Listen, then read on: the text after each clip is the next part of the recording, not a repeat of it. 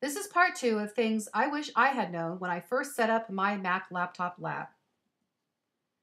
Hi there again, this is Tina Holland, and I teach science at Sparks Middle School.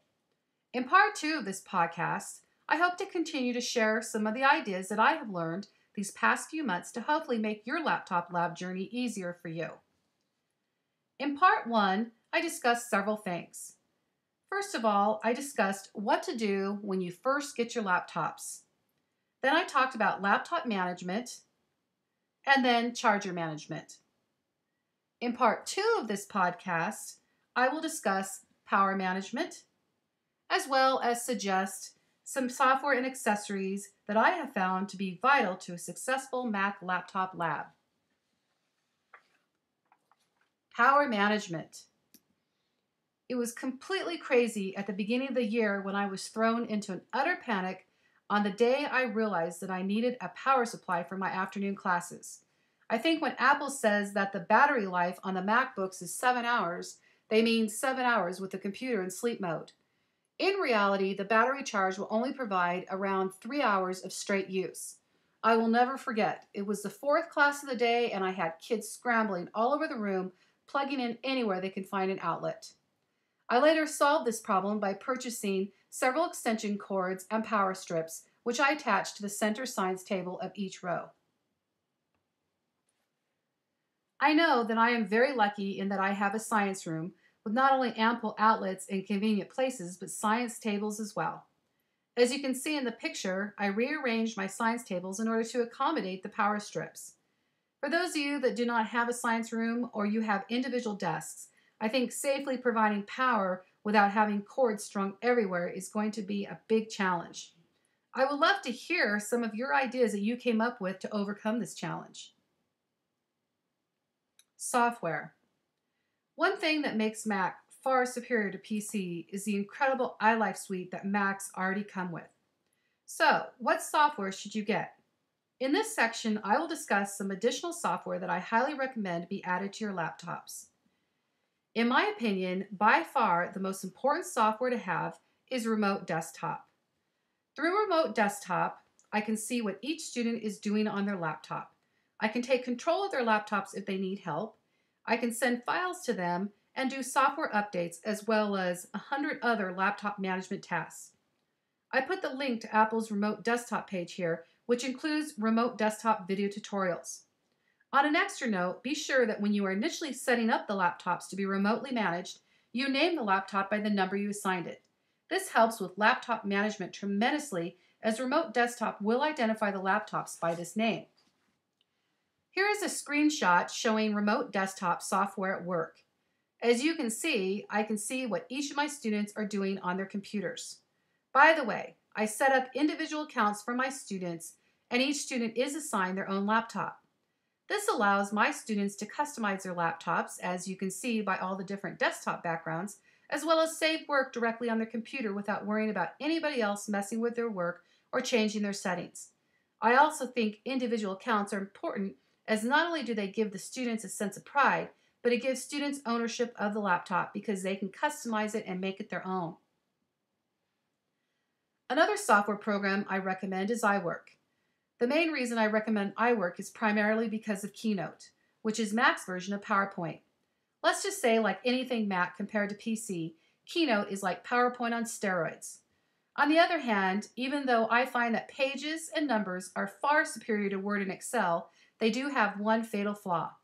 In order to share a document or spreadsheet with anyone digitally who does not have iWork, these documents or spreadsheets must first be reformatted and exported into a Microsoft Office format. In the numerous times I've done this, it seems too much is lost in the reformatting. Secondly, this incompatibility issue with Office obviously poses a challenge for students who want to work on their work at home, but don't have a Mac with iWork. Don't get me wrong, iWork is a fantastic program and Keynote is amazing, and I still highly recommend it. So what do you do with the word processing dilemma? The way I solve this dilemma is I have my students use Google Apps.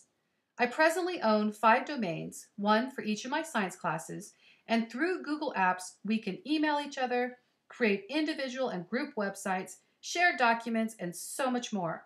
The educational applications are endless. Google Apps even has presentation software and spreadsheet software. Besides the $10 I pay for each domain per year, what's even better is Google Apps is free for the first 50 users per domain. I have so much more to share about Google Apps, but I will save that for another time and another podcast. Another software program that I highly recommend is Comic Life. The students absolutely love Comic Life. Not only is it fun, but it is easy to learn, which is a huge plus in the time constraints most teachers experience nowadays. Further, the educational applications of Comic Life are endless. From vocabulary terms to book reports, Comic Life is a very fun and wonderful software. Before I let the students on the laptops, I brainstormed on things my laptops would need to remain in good condition and last for years to come. Let's face it, 130 kids a day can put some definite wear and tear on the laptops. One of the first things I invested in were full keyboard covers. I repeat, full keyboard covers. At first, they require a little getting used to when typing, but I honestly believe that using these protective covers will add years of use to my laptops. This claim is evidenced by the dirt and grime and particles that are apparent by the end of the week on each cover. Needless to say, I have my teacher aide give the keyboard covers a weekly bubble bath. The next vital accessory is an external mouse. Not only is the MacBook laptop mouse difficult to use, and I'm sure there is an easier way, but I swear right-click requires 3 people. But using an external mouse means less dirty hands on the laptop and therefore less wear. Oh, FYI, I bought the keyboard covers off of eBay for around $5 each and the mice for around $3 each. Presently, I am saving up to purchase the hardshell case covers, which will really protect the MacBooks, but these are rather pricey, even on eBay. In closing, I wanted to leave you with some final thoughts and ideas.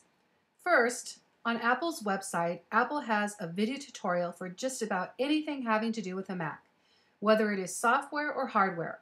If it is Mac, they have a video tutorial for it. Needless to say, these tutorials have been a lifesaver. I use these video tutorials all the time as they help the students quickly learn Mac software. Lastly, I'm sure throughout this presentation you were thinking, how much did all of those extras cost and where am I ever going to come up with the funds to get all the stuff for my laptops? Well, to be honest, that's a really valid thought. As in truth, I have spent a numerous amount of money and time in buying software, accessories, and setting up my room with power in order to accommodate this wonderful opportunity I have been blessed with. How did I do it, you ask? Well, I actually began my Mac journey years ago with one little eMac that I put to work for me. With that one eMac and the help of my DVD Yearbook Club, we created a yearly DVD yearbook that we would sell. Further, I also raised money through my student store, as well as running a Mac Attack Club at lunch. I'm sure your school site team can come up with even more creative ideas to get your laptop lab running successfully. I can't encourage you enough, as I am proof that where there is a will, there is a way, and having laptops as well as being part of this Pathway Project journey is literally a dream come true for me.